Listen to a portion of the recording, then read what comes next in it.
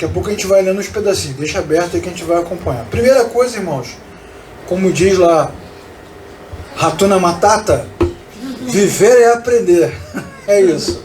Viver é um aprendizado. Infelizmente, como já falamos aqui várias vezes, com o discurso religioso não cristocêntrico e cada vez mais distante da Bíblia, as pessoas estão se recusando a viver. Elas não sabem lidar com a vida e as comunidades de fé não contribuem para que elas vivam, para que elas aprendam a viver com a vida. Mas a Bíblia vai nos ensinar o tempo todo que viver é aprender e que os sentidos e a natureza do homem são postos à prova possibilidades como nunca antes nós imaginamos. Então, uma coisa a gente está aqui na igreja domingo, nessa comunidade, em outra comunidade, onde tudo que a gente fala parece perfeito, onde tudo que se parece perfeito, parece matemático, né? Nós vamos fazer assim e vai acontecer daquele jeito. Nós vamos fazer assado, vai acontecer daquele outro jeito. Só que a vida não é assim. Eu tenho até uma velha amiga que sempre dizia isso, que a vida não é ensaio, não tem ensaio. A vida vai atropelando a gente.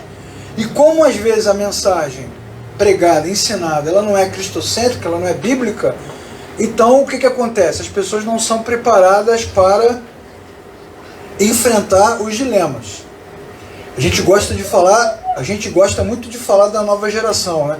Essas crianças não aprenderam ainda sobre as dificuldades. Todos nós. São só as crianças. O outro, mas não sabemos lidar com quem está enfrentando o seu dilema. A gente vai lá, dá uma palavra, ora, ensina, diz como tem que fazer. Quando chega a nossa vez, não é assim que acontece, né? Não tem aquele versículo bíblico? Pimenta nos olhos dos outros, não tem? Então, o contato com o que não estamos acostumados e os embates diante do medo, né? A realidade, né? A verdade, o fato de que podemos sair machucados diante do medo, tudo isso é necessário para moldar o caráter, os sentimentos e a mente. A vida de Davi, o legado de Davi mostram para a gente exatamente isso. Porque Davi passou por várias fases. Fases de grande relacionamento com Deus e fases de escuridão onde ele achava que era Deus. Então Davi nos representa e nós também somos assim. Nós passamos por essas fases. Escolher o caminho a seguir não é fácil. E Deus, desde o Gênesis, sempre dá ao homem a possibilidade de fazer suas próprias escolhas. E isso não é fácil.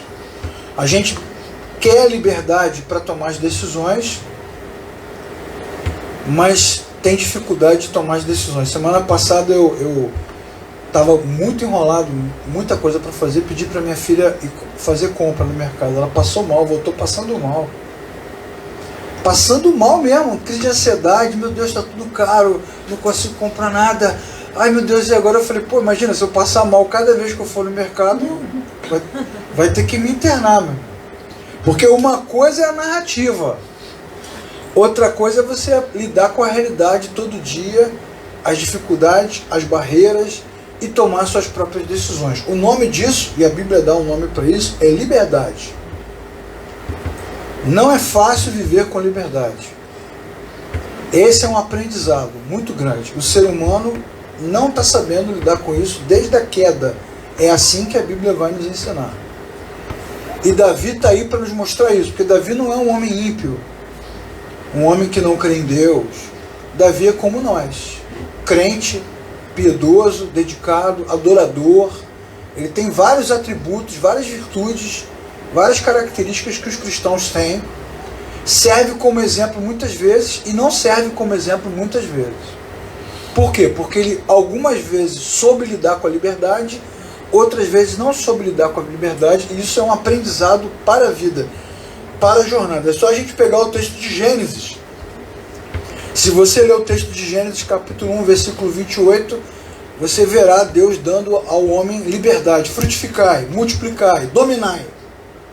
Deus planta o jardim, coloca a criatura no jardim com todas as condições ideais e dá ao homem liberdade para fazer o que tinha que fazer. frutificar, multiplicar, dominar, agir, empreender, cuidar, gerenciar, colocou o homem ali, e o homem não soube lidar com essa liberdade, não conseguiu lidar com regras simples, não conseguiu se sujeitar a questões simples, ele se enrolou no próprio coração, se enrolou na sua própria cabeça. Foi o que aconteceu com o ser humano. E se perdeu.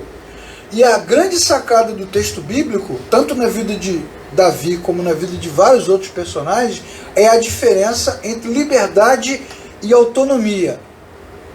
Diante do Criador, a criatura sempre terá liberdade, mas nunca terá autonomia. Porque o Criador é que manda.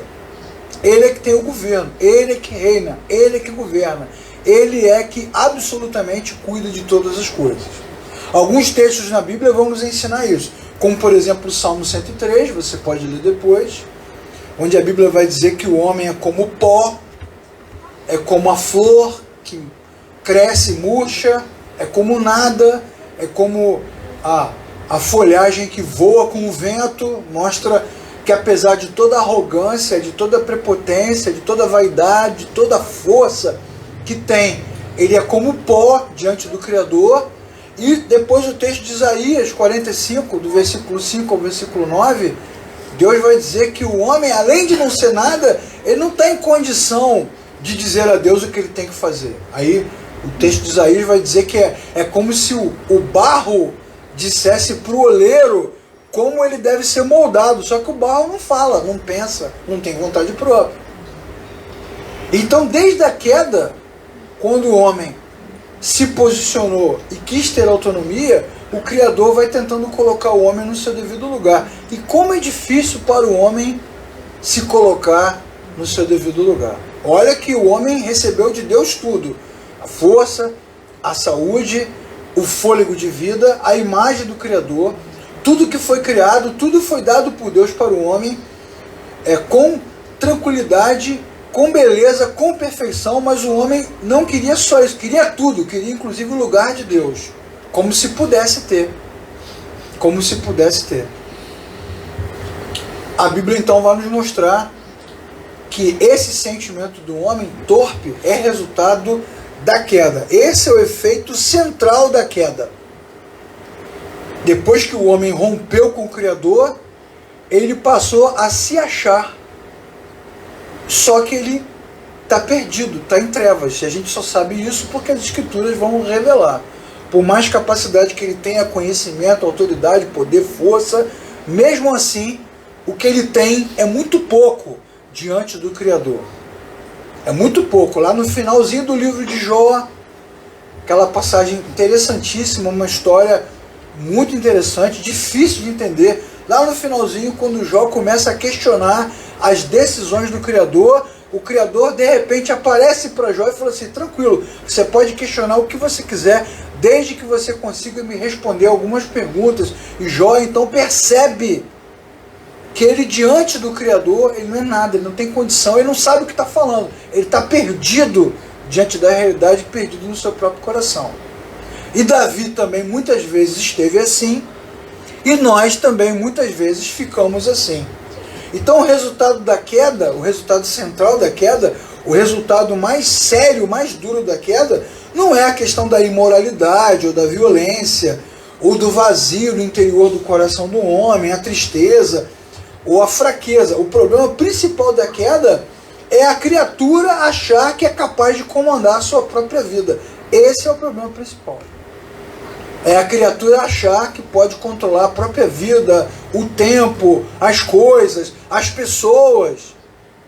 Jesus fala sobre isso enquanto ele ainda estava com seus discípulos. Ele fala que a ansiedade que eles tinham, o desejo que eles tinham de controlar tudo, de saber tudo, chegava a ser engraçado, porque eles não eram capazes nem de controlar o fio de cabelo da própria cabeça, nem de acrescentar um pedacinho de altura a eles mesmos. Eles não conseguem nem controlar o próprio organismo, mas querem controlar o cosmos, querem controlar o universo, querem controlar o invisível. Jesus fala sobre isso para eles. Que eles deveriam ter mais tranquilidade, que eles deveriam confiar mais em Deus, que a cada dia basta o seu mal, que não precisava ficar se preocupando com o futuro, afinal de contas eles não conseguiam nem controlar a própria vida. Então isso é uma demonstração que desde a queda o homem está perdido na sua própria jornada e se achando, mas ele é frágil. Pior do que isso, irmãos, é o papel da religião, que muitas vezes faz com que o homem ache que consegue controlar o próprio Deus. Quer dizer, além de controlar a si mesmo, o tempo, o espaço, a natureza, o homem passa a achar que controla o próprio Deus, que ele vai levantar as mãos aqui, né? Vamos levantar as nossas mãos aqui, irmãos, na direção do palácio da cidade. Para que lugar fica o palácio da cidade? Fica. Então vamos levantar as mãos. Vamos levantar as mãos em direção a Brasília. E vamos agora aqui juntos fazer uma oração para que Deus interceda. A gente realmente acredita que consegue controlar Deus e dizer para Deus o que ele deve fazer, como ele deve ser, como ele deve agir, o que ele deve aceitar, não aceitar. As coisas que Deus determina a gente não concorda, não aceita, não se submete. A religião vai e dá para a gente essa ilusão. Você vê, o homem está tão perdido que essa coisa, essa rota de loucura, passa por dentro da nossa fé. Não é impressionante?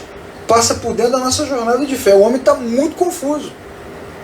É incrível como a gente não percebe. Então a gente começa a achar que no momento do louvor, da adoração, a atmosfera espiritual vai mudar, que se nós nos reunirmos aqui em oração e concordarmos de alguma forma, Deus vai ter que fazer, que a gente vai aqui entrar num transe espiritual, vai entrar na atmosfera espiritual, vai alterar a realidade. A gente começa a acreditar nessas coisas, e quando acontece uma coisa boa na nossa vida, e todo mundo, de alguma forma, acaba experimentando alguma coisa boa, a pessoa acredita que aquilo aconteceu porque ela fez, porque ela tentou, porque ela se esforçou, e Deus então atendeu, né, atendeu a sua vontade, o seu desejo. Engraçado isso, né? Pega lá o versículo, agrada-te do Senhor e Ele fará aquilo que deseja o teu coração. Então o cara acha que se ele fizer, seguir todas as normas bíblicas, Deus vai fazer o que deseja o coração do homem, quando o texto está dizendo o contrário. Quem se agrada do Senhor só consegue desejar aquilo que Deus deseja, ao contrário, por isso que acontece, e não satisfazer o próprio ego. É por isso, por todas essas coisas que eu falei agora, que a vida é tão importante para nós. E quando eu digo a vida, eu estou falando de tudo: nascimento, trabalho, emprego, desemprego, luta, dívida, pagamento, doença, cura, saúde, família, filhos, pais, amigos, escola. Todas as experiências da vida são importantes para nós. Por quê? Porque a verdadeira fé, como disse Lutero fala sobre isso, a verdadeira fé, a verdadeira teologia, nasce das chamas, do fogo da vida, das experiências que moldam a mente a partir da luz da palavra. O homem se reencontra com Deus em Cristo, se reencontra com Deus pela palavra, mas essa reconexão não gera uma mudança imediata, é uma reconstrução. O Espírito de Deus vai reconstruindo o homem de dentro para fora. A água da vida que jorra de dentro para fora. Por isso que a vida é importante.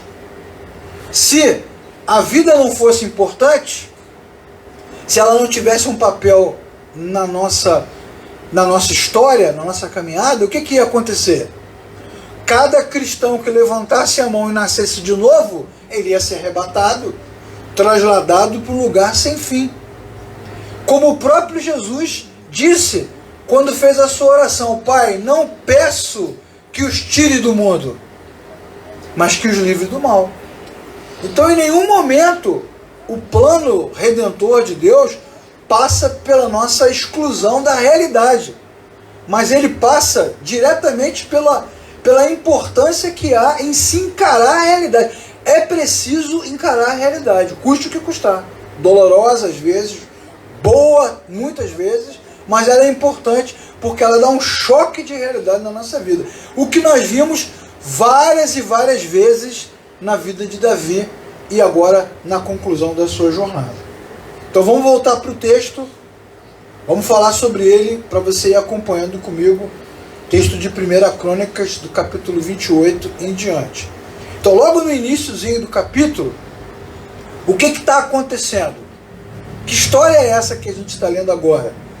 Essa história de Crônicas é a passagem de bastão. Davi vai entregar o trono para Salomão, vai entregar os seus planos de construção do templo para Salomão, vai entregar todos os seus bens para Salomão e vai sair de cena, vai encerrar a sua carreira. Olha, irmãos e irmãs, conseguir fazer isso na vida já é uma vitória. Decidir em que momento você para. Olha, isso aí já é uma coisa extraordinária, porque a vida é tão incerta, tão complexa, que a gente faz os planos, mas nem sempre os que a gente planeja acontece. Bom seria que acontecesse. Então, isso aqui já é um momento incrível. O cara conseguiu passar por todas as suas dificuldades, inimigos, lutas, problemas, crises internas, as várias vezes que ele desobedeceu a Deus, poderia ter sido reprovado, poderia ter sido destronado, poderia ter sido destruído, mas ele chegou até o fim, chegou até esse momento, e é por isso que já começamos aqui o estudo com esse primeiro aprendizado. Se nós chegamos até aqui, irmãos, hoje, 29 de maio de 2022, se nós já chegamos até aqui, nós precisamos agradecer ao Senhor, amém, irmãos? Amém. Porque em quase todos os casos aqui, não vamos nem abrir para falar, a maioria aqui talvez nem saberia dizer como conseguiu, nem saberia narrar exatamente como conseguiu superar algumas adversidades. E Davi conseguiu chegar até aqui, com o seu reino estabilizado, com o Salomão preparado para assumir, com todo mundo reunido. Então ele se junta com o povo. Queria ler com vocês aqui essa passagem. Vamos ler aqui do versículo 1 ao versículo 7. Davi reuniu em Jerusalém todos os líderes de Israel, os líderes das tribos, os líderes das divisões, a serviço do rei, os comandantes de 1000 e de 100, líderes carregados de todos os bens e rebanhos que pertenciam ao rei, seus filhos, com os oficiais do palácio, principais guerreiros, todos os soldados e valentes. Se pôs em pé e disse: escutem-me, meus irmãos e meu povo. Eu tinha no coração o propósito de construir um templo, para nele colocar a arca da aliança do Senhor, o estrado dos pés do nosso Deus. Fiz planos para construí-lo, mas Deus me disse: você não construirá um templo em honra ao meu nome. Então, logo no início, quando ele reúne o povo para essa festa, aqui a passagem separada está até o versículo 7, mas eu nem vou ler tudo, deixa você ler depois.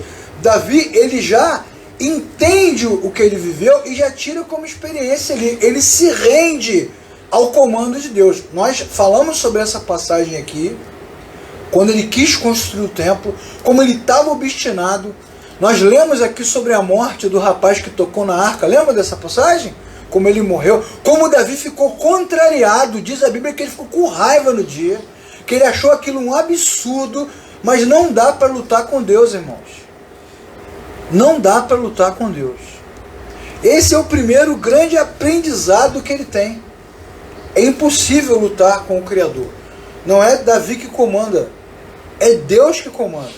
Então esse entendimento que ele tem não é um entendimento cognitivo, intelectual. Ele não estava meditando em casa, lendo o texto, disse: nossa, realmente é Deus que comanda. Não, irmãos.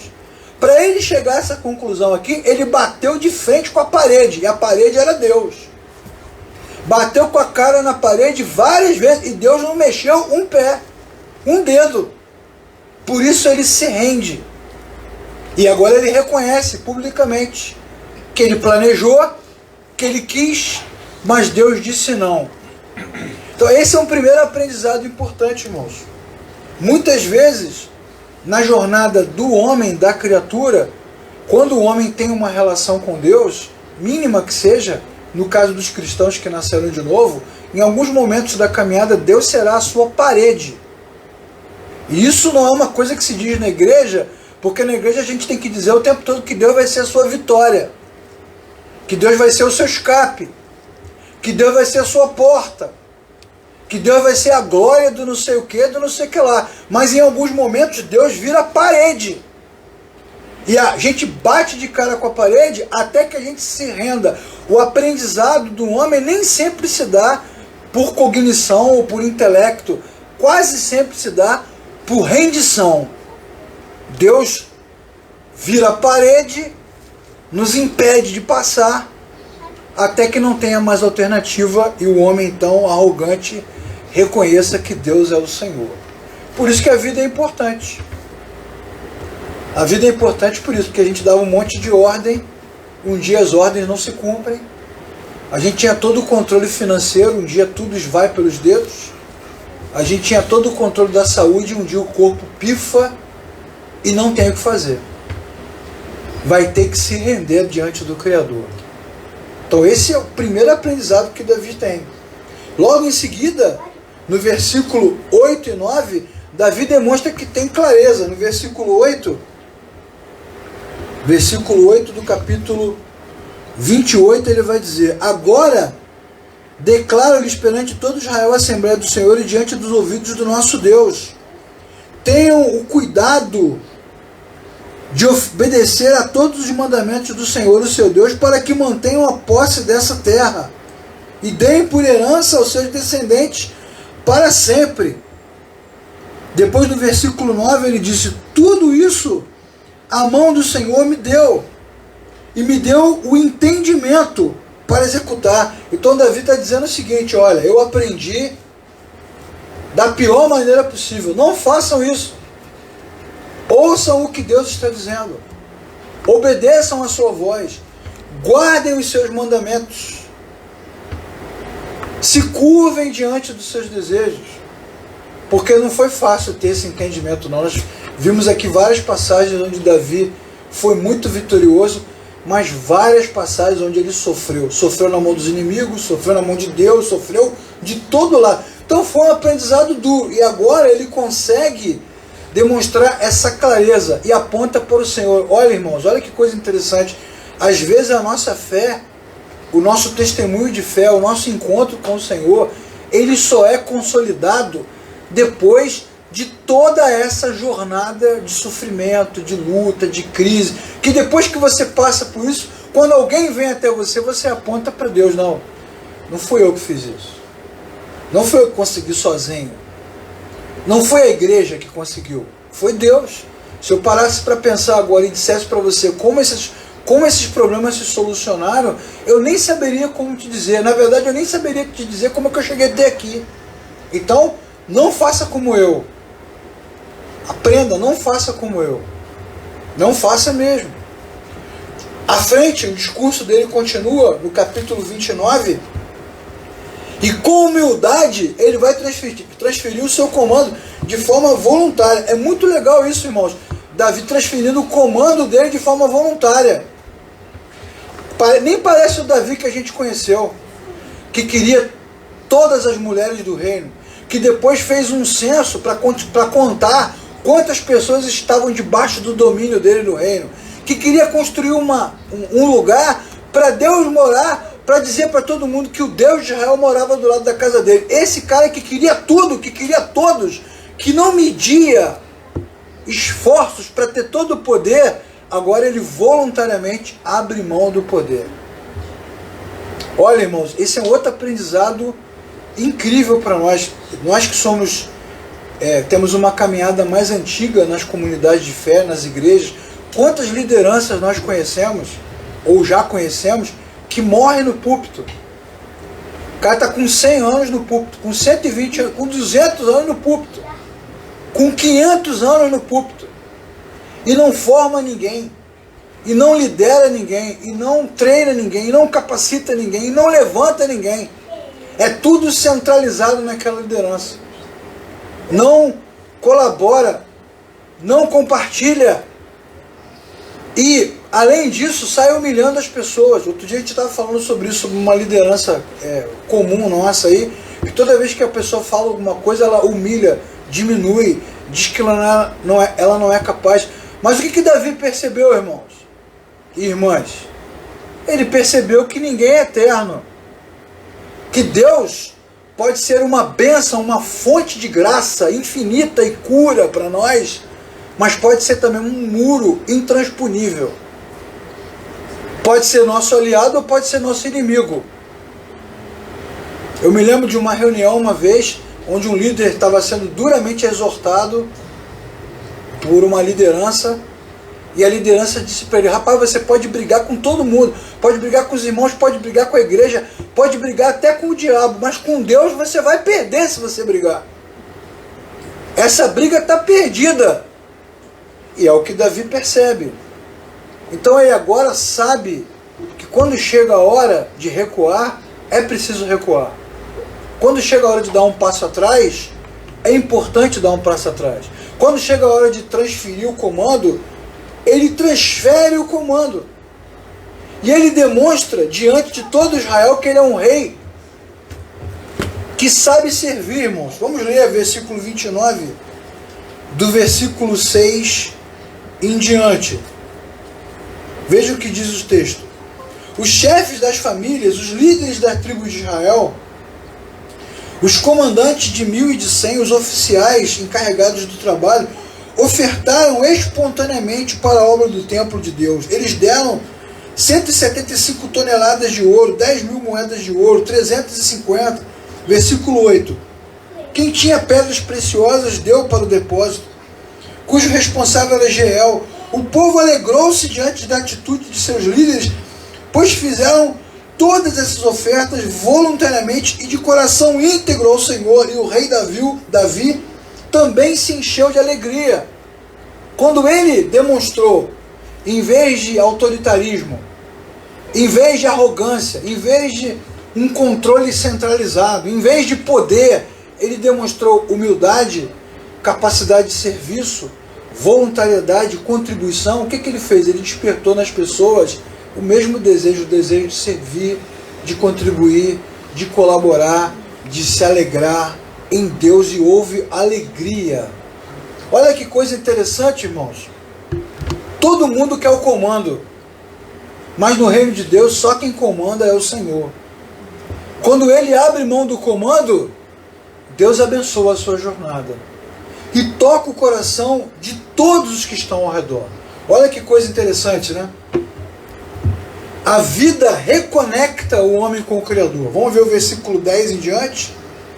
Bendito sejas, ó Senhor, Deus de Israel, nosso Pai, de eternidade a eternidade. Tu és o Senhor. Tua são a grandeza, o poder, a glória, a majestade, o esplendor. Tudo o que há nos céus e na terra é teu. Teu, Senhor, é o reino. Tu estás acima de tudo. A riqueza e a honra vêm de ti. Tu dominas sobre todas as coisas. Nas tuas mãos estão a força e o poder para exaltar e dar força a todos. Agora, nosso Deus, damos-te graça e louvamos o teu glorioso nome. Quem é esse Davi, irmãos? Que agora reconhece que tudo vem de Deus, que o poder vem de Deus, que a autoridade vem de Deus, que Deus coloca e Deus tira, que Deus entrega e Deus recolhe de volta. Quem é esse Davi? É o cara que quase perdeu tudo. É o cara que peitou Deus várias vezes. É o cara que se achava dono do povo, dono das pessoas, dono da terra. E duramente castigado pela vida, quando ele viu toda a sua loucura quase destruir a sua casa, a sua família, a sua saúde, o seu povo. Esse é o homem que reconhece que Deus é dono de tudo. E aí eu perguntaria, uma pergunta retórica para nós aqui, que a gente não precisa responder, só para perguntar: será que nós estaríamos aqui nessa noite, servindo ao Senhor de todo o coração, cantando muitas vezes em lágrimas, orando com o coração quebrantado? Será que nós, os que estão assistindo nas suas comunidades, nós serviríamos a Deus com o coração quebrantado se nenhuma dificuldade tivesse entrado na nossa vida? Se nenhuma luta tivéssemos enfrentado? Se nenhuma porta tivesse sido trancada? Ah, irmão, eu tenho minhas dúvidas. Eu nem posso responder por você, posso responder por mim. Eu tenho sérias dúvidas de que isso aconteceria. Porque a arrogância do homem não deixa. A vaidade do homem não deixa. A gente acha que controla tudo. Como eu falei no início, o cosmos, o corpo, as pessoas, o próprio Criador. E aí o que o Criador faz? Lembram do nosso encontro passado, Deus abre a ferida. Deus puxa o tapete. Vira parede, vira dificuldade, vira problema. E aí o homem vai murchando, vai enfraquecendo, e aí com o coração quebrantado, que foi o que nós estudamos aqui no Salmo 51, nós lemos aqui o Salmo. Davi não ficou quebrantado voluntariamente. Ele não acordou de manhã e disse assim, nossa, como eu errei. Nossa, eu pequei contra... Não, irmãos. Ele ficou firme na loucura que ele cometeu contra Urias, contra Batseba. Ele ficou quebrantado quando Deus apontou o dedo no nariz dele. Quando Deus expôs a loucura dele. Quando Deus deixou que ele se tornasse publicamente motivo de chacota, que ele passasse vergonha, quando ele perdeu a força, quando ele perdeu o apoio, quando ele perdeu tudo, a vida reconectou Davi ao Criador. E isso me lembra algumas passagens, como por exemplo Jesus dizendo aos discípulos, no mundo vocês terão aflições, mas tenham bom ânimo. Ou quando Tiago diz na sua carta, irmãos, tenham como motivo de grande alegria o fato de vocês passarem por várias tribulações. Algumas passagens bíblicas vão nos ensinando que para o homem arrogante, mesmo depois do novo nascimento, mesmo depois de conhecer a verdade, mesmo depois de estar na luz, mesmo assim, se Deus não se colocar muitas vezes como interventor da sua vida, ele não consegue permanecer conectado, porque ele vai descompensando de dentro para fora. Então Deus vai colocando o camarada no rumo, e agora Davi está ali, ó, orando, dizendo que Deus é dono de tudo. Demorou, né, irmãos? Ele podia ter dito isso quando o menino tocou na arca e morreu. Ele podia ter dito isso quando ele mandou fazer o censo e foi repreendido pelos seus soldados. Não faça uma loucura dessa, eles disseram. Mas em momento nenhum ele disse isso. Na verdade, isso me lembra até, né, na minha vida, na minha trajetória de cristão, já fui a tantos e tantos sepultamentos. Todo sepultamento que você vai é a mesma narrativa. Se amem mais, se abracem mais, a vida é efêmera, a vida é passageira, procure a pessoa que você... Todo sepultamento tem alguém que pede para falar isso. Procure a pessoa que você ama, diga que ama. Ora, mas é por quê que rola essa reflexão? Porque o caixão está ali. O caixão está ali apontando para todo mundo o destino final da humanidade. É como se aquele caixão ali dissesse para todo mundo no sepultamento, ó, você é o próximo. E aí ele sente. É por isso também que a Bíblia diz lá em Provérbios que na casa onde existe luto, existe sabedoria, porque o luto traz reflexão. E a vitória, a glória, o sucesso traz euforia. Então agora nós temos um Davi reconectado e quebrantado, né, irmãos? Não foi isso que nós lemos no texto aqui? Senhor, tudo isso que nós temos, toda essa riqueza que nós trouxemos aqui, toda essa oferta que nós te damos, na verdade, das tuas mãos recebemos. Para as tuas mãos devolvemos. Ele está quebrantado. E agora é um quebrantamento verdadeiro.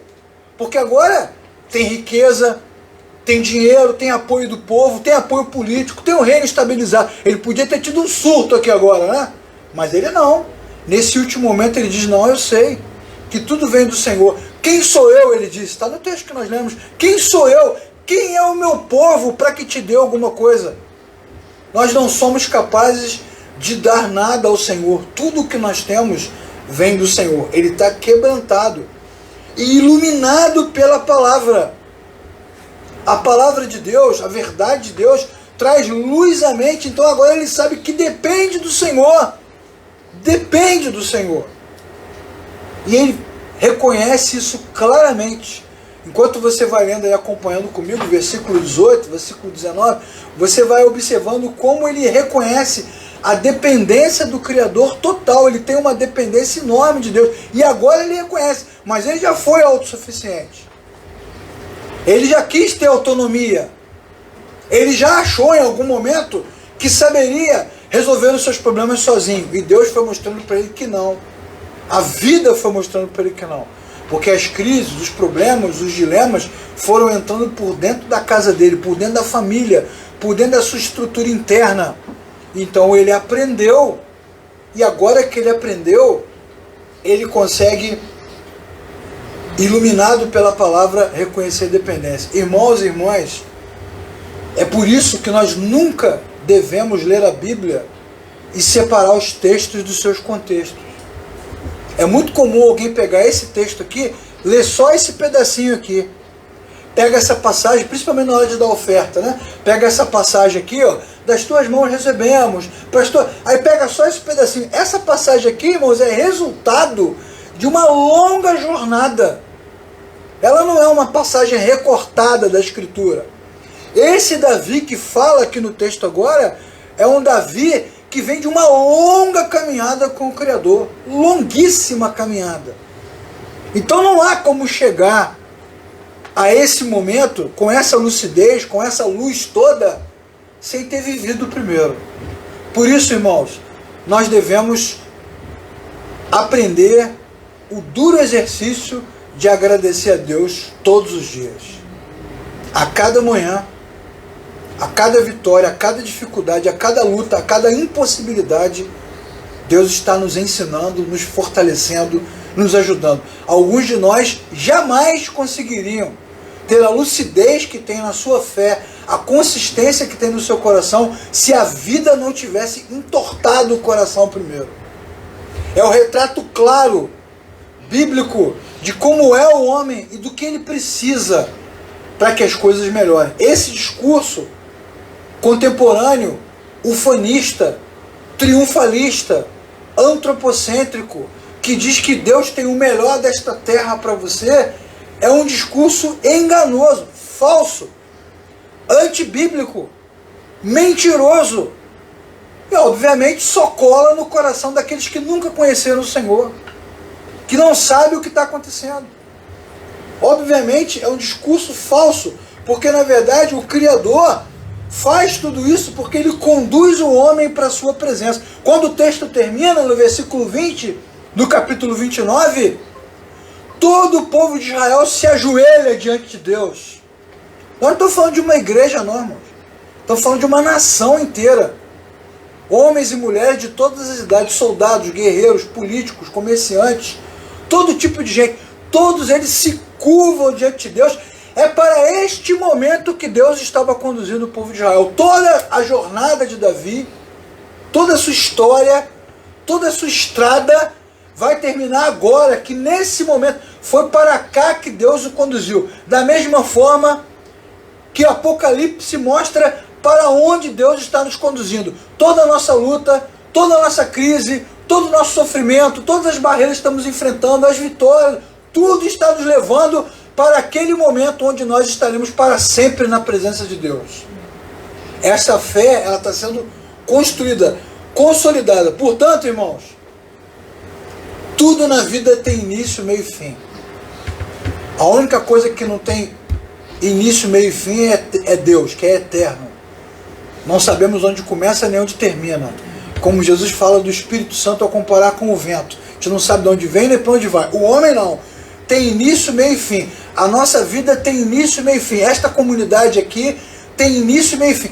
Nada é eterno, só Deus é eterno. Então precisamos permitir que Ele conduza a nossa vida com alegria, com gratidão, com humildade. O Senhor, Ele é a vida e dura para sempre. Só Ele dura. Davi fala, Senhor, obrigado, porque o Senhor firmará o meu reino eternamente. Ora, mas Davi vai morrer, irmãos. Ele vai ser sepultado. O que vai ficar eternamente é Deus, com o seu reino, com a sua glória, com o seu poder. Só o Senhor dura para sempre. Portanto, não há vida sem Deus. De jeito nenhum. Não há nenhuma vida sem Deus e não há eternidade sem o Criador. Olhando para esse texto e para a jornada de Davi, juntando todas as suas experiências, desde a vitória emblemática sobre Golias, até o assassinato bárbaro de Urias, desde os momentos de adorador, ele dançando diante da arca, até o dia que ele foi expulso da sua casa pelo seu próprio filho, desde os momentos em que ele foi cantado pelas mulheres no meio do povo, até o dia que ele foi apedrejado, teve que fugir para não morrer, todas essas coisas contribuem para o rei que ele se tornou para o momento. Daí cumpre-se a Escritura. Todas as coisas cooperam para o bem daqueles que amam a Deus. Amém, irmãos? Amém. Todas as coisas cooperam. E não é todas as coisas cooperam no sentido ufanista, triunfalista, absurdo, somos os melhores, ninguém pode ir com a gente vai ganhar, ninguém me segura. Não, todas as coisas cooperam para que a cada dia você esteja mais perto do Senhor. Amém. Mais fortalecido, mais edificado, mais crédulo, mais firme, menos enlouquecido, mais humilde, com mais contentamento. Olha, irmãos, eu não sei em que fase da vida nós estamos. Se a gente olhasse para toda a trajetória de Davi, em quais dessas fases aqui nós nos encontramos agora? Mas certamente muitos de nós passarão por várias dessas fases, de humilhação total até arrogância total. Seja como for, Deus está nos ensinando. Deus está nos ensinando. Toda tentativa de fuga da realidade é um desserviço à nossa fé. Mas a realidade, a vida, é uma construção. Ela vai nos abençoando, nos ajudando, nos guardando, nos firmando, nos edificando, até que nos tornemos homens e mulheres que aguardam com firmeza a volta do Senhor Jesus. Amém?